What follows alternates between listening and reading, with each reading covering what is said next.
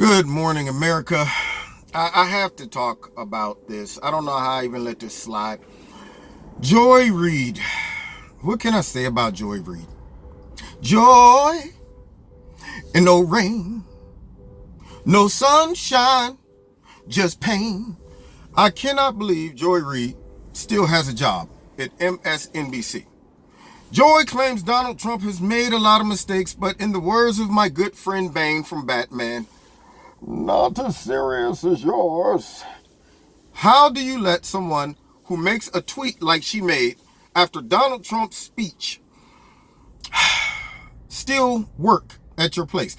Are you trying to just turn off every single hard-working, upstanding, moral citizen in America? Is that what you're doing, MSNBC? Joy Reid, who I guess might feel that she's a champion for justice and a champion for liberalism and progressivism and for black people, because if that's the case, you're not a champion for me or America or men, women, nothing.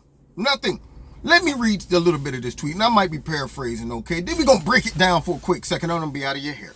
She said, church, family, police, military, and national anthems. That is Trump calling for 1950s nationalism. Now look at what she is. She picked some of the pillars that make a society function properly, keep society together, make sure morale stays within the society, make sure that decency and order and all types of things that we need to function as a society. She demonized that. She tried to make it seem like by Trump talking about that is divisive. She had the nerve to say it was calling for 1950s nationalism, as if being proud of your country is now a problem. 1950s national. Maybe if we go back to some of those old school 1950 forms of morale and things that we deemed as important, maybe our liberal society wouldn't be breaking down like it is. Remember back in the day when Elvis Presley got on the Ed Sullivan show and he got up there and he said, I say it's one for the money, two for the show. Three to get ready, now go, cat, go, but don't you. And he shook his hips and people were like, I'm appalled. And from that point on, they filmed Elvis from the waist up because they said gyrating and pulsating like that is unseemly. But now you can turn on regular TV and you can drop that booty, check that booty, come on now, get it. I wanna rock, I wanna rock. I mean, if the people from that era would see the stuff that we are subjected to right now, they'd be like, oh my. They would be shocked. Maybe our society wouldn't be so dysfunctional right now. Maybe if we focused on family, we'd have a lot more structure in the household. Maybe if we focus on family, there wouldn't be so much poverty, so much crime, all of the things that you start to see destroy society when family is just disregarded. And yet she says family, church. What are you talking about, Joe? See, this is what you're going to get if you keep voting the Democrats in. If you keep jumping on this bandwagon for liberalism and freedom of all of the stuff that they just want to flood our society with. And don't get me wrong, I think people should be able to do whatever they want. But when you attack pillars of our society, like church, that keeps at least some type of morality in the consciousness of people, at least some people, when they say, you know what, that person made me so mad, I would love to kill them, but I remember Sunday school said, thou shalt not kill. That person made me, I'm so jealous of that person getting that brand new car. I'm going to go and key it on my lunch break. They might be sitting there going, I would key that car, but God said, don't envy, don't covet. You know, there's stuff like that that keeps America from unraveling and becoming just barbaric and cavemanish. Huh? I mean, if Joy Reid want to throw all of this stuff out of the window, the stuff that keeps our society together, then I mean, I should just walk into MSNBC, grab her by the hair like a caveman, just drag her out like me, like woman, come with me. You know, she attacks police. Okay, Joy. Yeah, let's get rid of all the police officers that protect MSNBC. Yeah, just let people just come up in your house and steal your Kool-Aid and steal all of your sugar and all of your milk out your refrigerator and your nice big screen TV. Yeah, Or how about this? She said military. Okay, Joy, military is what, 1950s nationalism? I don't understand that. If MSNBC, I know you got a lot of bootleg commentary people on your staff, and I know you've made a commitment to destroy Donald Trump and push this liberal agenda, but she's gone too far. There's a point where you become too liberal. See, remember I gave you the illustration, MSNBC, about when a person becomes too cool? There's always that point where you go overboard. Like the guy that goes up in the club and it's dark in there and he's rocking sunglasses and he thinks he's cool, but really he's too cool, and not in a good way. He's gone beyond cool. He went over the other side of cool, and now it's becoming negative cool. Well, see, Joy Reid has gone over the other side of liberal. When you start attacking these things, so now you become too liberal. You have now begun to go negative liberal. You're on the other side. We got to reel her back in, because we can't have somebody out there trying to convince people in our society that these things don't count. How about this? How about we just go ahead and say, okay, military, everybody go home now. And then in about 2 or 3 years from now, when we're invaded, Joy Reid would be going, wait a minute, while she's getting drug off into captivity and they do whatever they want to her based on their society and conquering us. Then she's going, where was the military? Why didn't they? I don't want to, where was the military? Well, you said these things were 1950 nationalism and we should just be doing away with it. She said his goal was to force nationalism of Trump, not of Trump, of America. And see, that's what the left doesn't get. When you stick people like Joy Reid out there and the rest of the liberal agenda and media people out there, they don't realize that Americans don't want iconic principles, pillars of our society just stomped on and trashed on as if these things do not count or matter. When you start attacking things like the military, the national anthem, stuff that unites us, stuff that we can be proud about to say we're an American, when you start attacking these things, it infuriates Americans that don't really care what you think, don't really care what you do, but does care when you get on a national platform and start tearing down, undermining, and dividing our country and polluting the minds of impressionable people to unravel our society by telling them these things don't matter. Get rid of church. Forget family structure. Get rid of the police. Bunk the military. Who needs them? And then, all in an effort to attack Trump, you're playing identity politics to the utmost. I mean, you have just not only focused in on, normally you focus just on black people, but now what you've done is you played identity politics with all of America. I would hope that 99% of Americans agree that these things are important. So therefore, if this is your ideal of identity politics, you just dropped the ball. You just fumbled. Oh, shoot, coach, I dropped it. I mean, that just completely destroyed your audience. Stick with black people are victims. Stick with that. Stick with the Mexicans are being discriminated against. But when you say these type of things which apply to black people, these are important things to black, white, Mexican, Asian, Native American, all of these things that you just mentioned in here in an attempt to demagogue and demonize Donald Trump just backfired. You just insulted like all of America.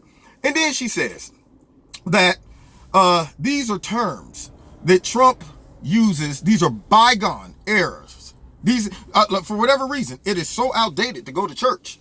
For whatever reason, according to her, having a family is so outdated. What you talking about? And see, if I never worked with young people, I seen it with my own eyes, how this has just messed up the whole family structure.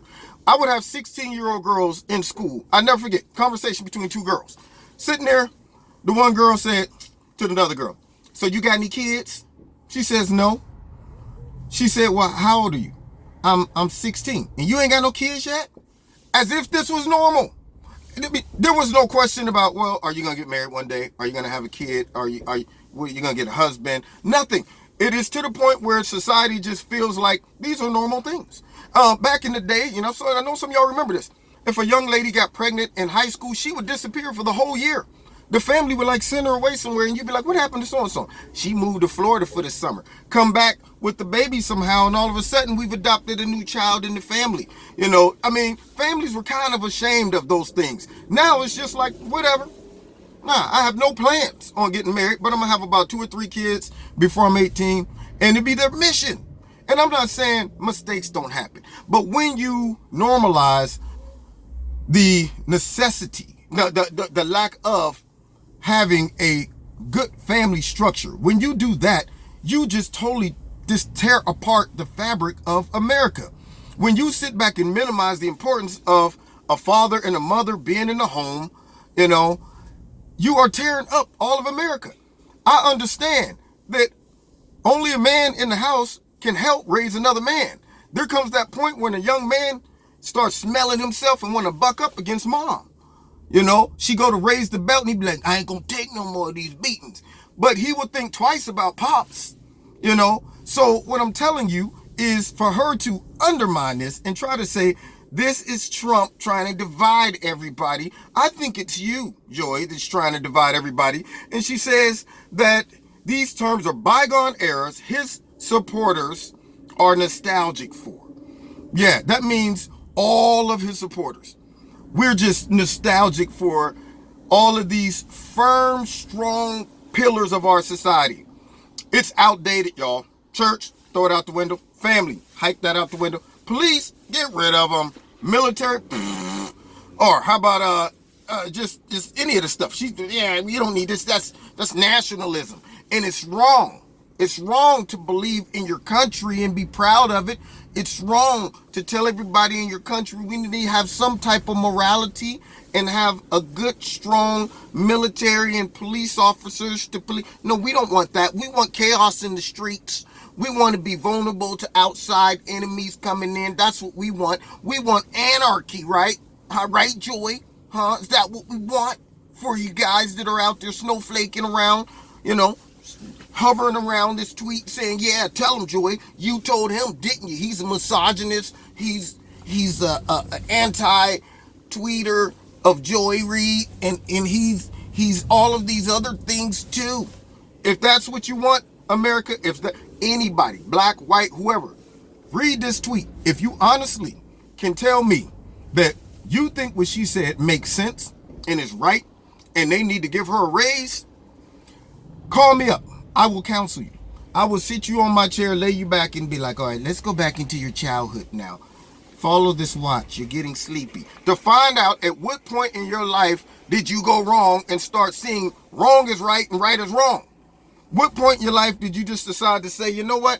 I hate the country that I was born in. I hate everything about it. It's so bad. It's so horrible. We don't need all of these things to make our country function and coexist. So I'm just going to sit back and pollute the minds of everybody around me instead of just move out the country.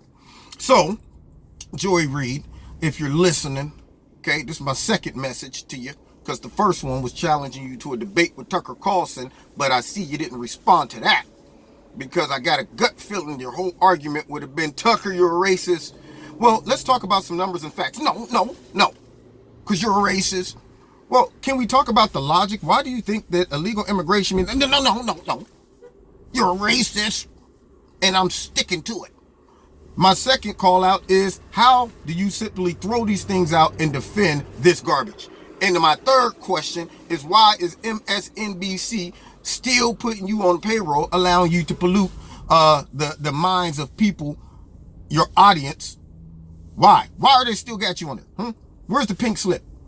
So now, ladies and gentlemen, maybe I'm wrong. You tell me if I'm wrong. I can take criticism, y'all. If these things are no longer important to you, let me know. Just let me know. I mean, I'm not asking for mine. I just want to know. If I'm wrong, I'm wrong. I can take feedback. But what I can't take is people spewing out garbage like this and trying to make it stick. So, anyway, you've been listening to Kevin at Kevin's Corner. I let this one slide for like 2 days, but I was like, you know what? I gotta say something about this one. Joy, you're going too far. You're over the other side. Anyway, God bless you. You've been listening to Kevin and Kevin's Corner. I'm not saying we got to go back to ancient days and all that stuff where you got to wear skirts down to your ankles and turtlenecks and men stay on one side of the church and women on the other, and people can't be in society. But hey, there's some mannerisms maybe we need to go back to where men would go, howdy do, and tip their hat, howdy do. And the ladies would curse you, thank you. Stop it. Like Bugs Bunny. My stars. Yeah. Anyway, God bless you. Listen to Kevin at Kevin's Corner. Check me out on Facebook, Twitter. Join my Minorities for Trump's page I set up on Facebook. If you want to donate to Kevin's Corner, please feel free. And let's try to, hold on to some of these, in her words, nostalgic things about our society, these nationalistic things. I don't know about you, but I'm going to try to hang on to them as long as I can, even though they're constantly under attack by the snowflakes in the left that want to completely destroy America. God bless you. Talk to you next time in Kevin's Corner.